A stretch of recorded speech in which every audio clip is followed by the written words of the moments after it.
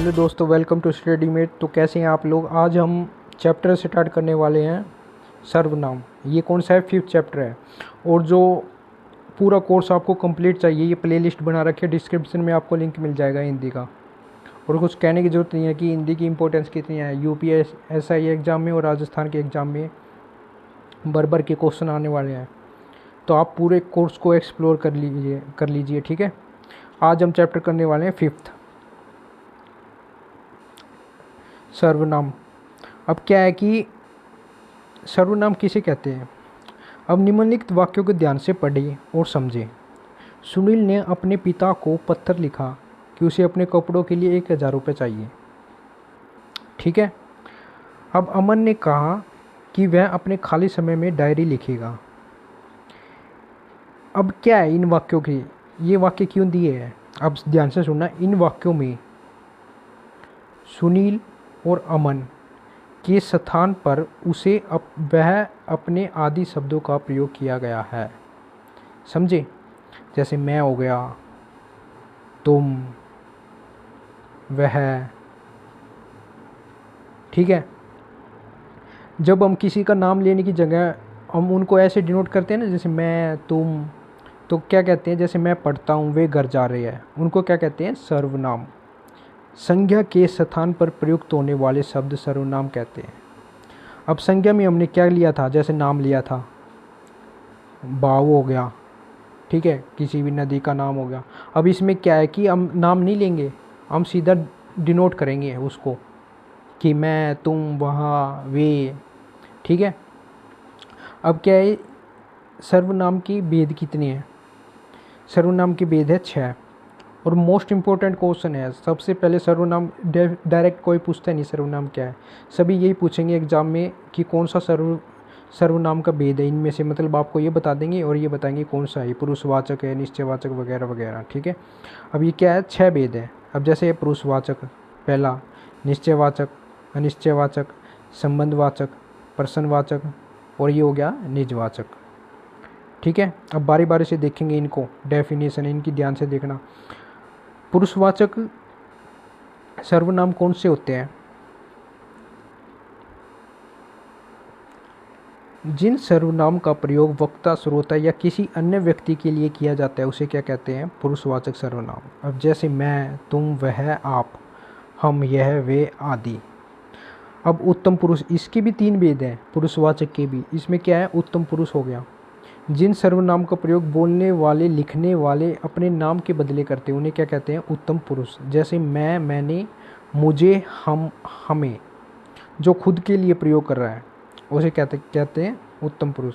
मध्यम पुरुष किसे कहते हैं, तुम्हारा, आप, आपका, सेकंड पर्सन। जिन सर्वनाम का प्रयोग श्रोता या पाठक के नाम के बदले किया जाता है उन्हें मध्यम पुरुष कहते हैं। अन्य पुरुष किसे कहते हैं, जिन सर्वनाम का प्रयोग वक्ता, लेखक या श्रोता, पाठक के अतिरिक्त किसी अन्य व्यक्ति के नाम के बदले किया जाए, ठीक है, उसे क्या कहते हैं, अन्य पुरुषवाचक सर्वनाम। अब इसमें कौन कौन से हैं, जैसे वह, वे, तीसरा, मतलब अब दोनों बात कर रहे हैं, तीसरा बंदा इंक्लूड हो गया, उन्होंने, उसे क्या कहते हैं, अन्य पुरुष।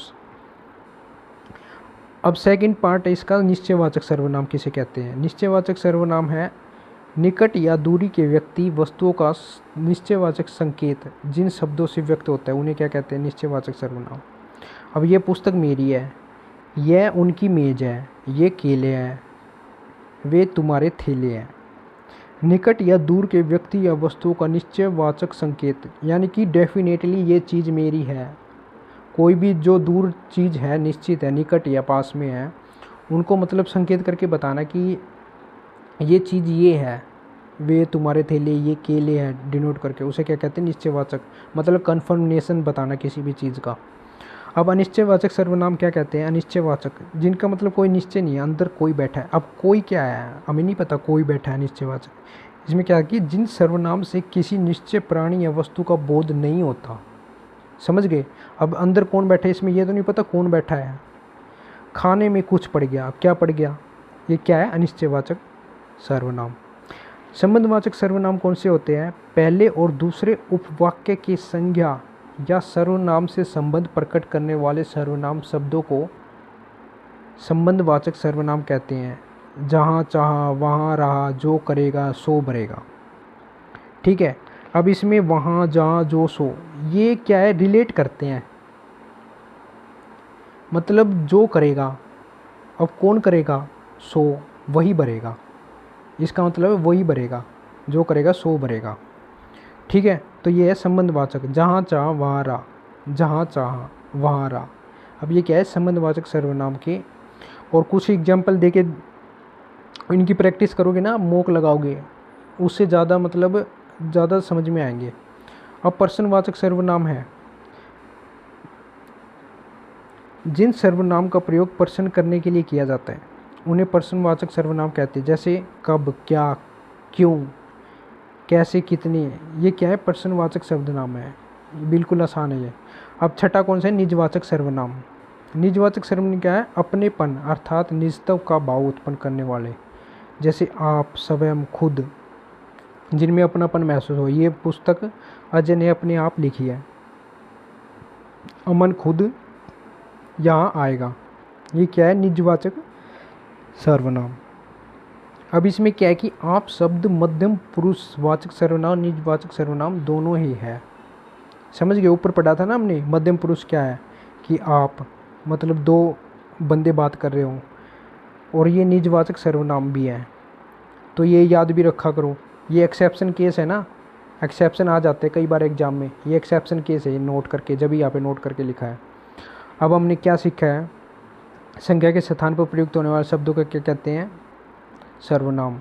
संज्ञा का अर्थ सबका नाम। सर्वनाम के क्या है, 6 भेद है। कितने भेद होते हैं सर्वनाम के, 6 भेद। पुरुषवाचक सर्वनाम कौन, क्या। पुरुषवाचक सर्वनाम के 3 भेद हैं।